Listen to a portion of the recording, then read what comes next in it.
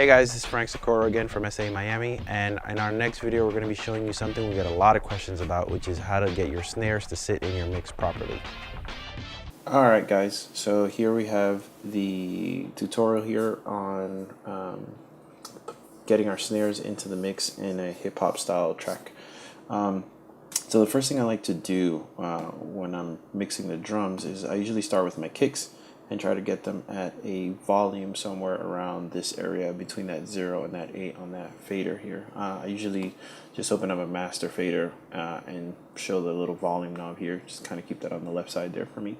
And I use it as a visual reference. Those of you who are using Pro Tools 11 or 12, you know you guys have the volume meter right here, which is also useful, but I'm right now in Pro Tools 10, so I'm doing this.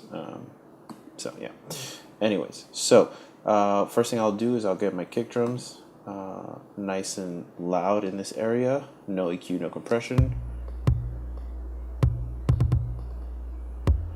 Okay, and now once I'm there, I'll get my snare in that same vicinity.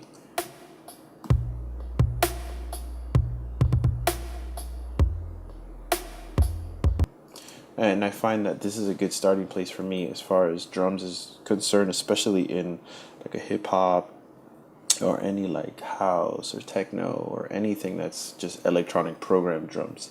The next thing I'll do is I'll check how bright the hi-hat is against the snare and see how they're working together.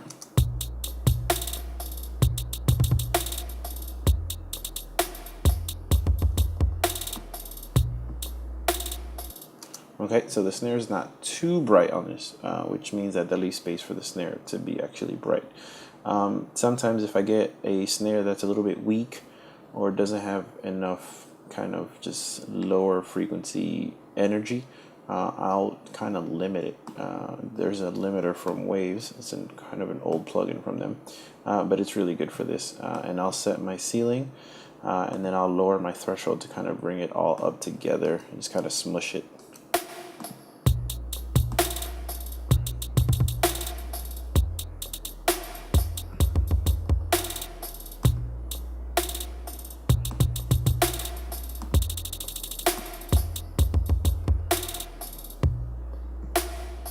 So I'll bypass it,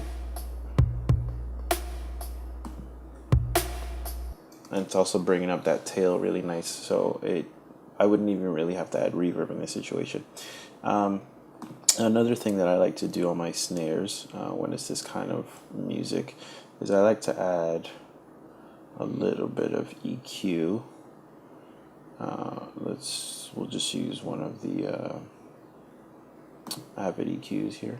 Well, that's a really old one, but yeah. So I like to add sometimes somewhere around between 5 and 800.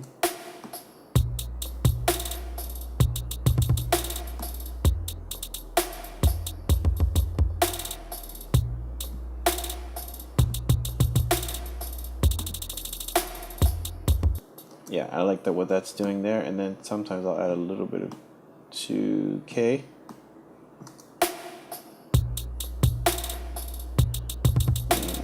Check it with the EQ off. Yeah. Much more aggressive. It's a little bit loud now, so I'm going to kind of bring it back. And that is going to help me kind of set that in a little bit better.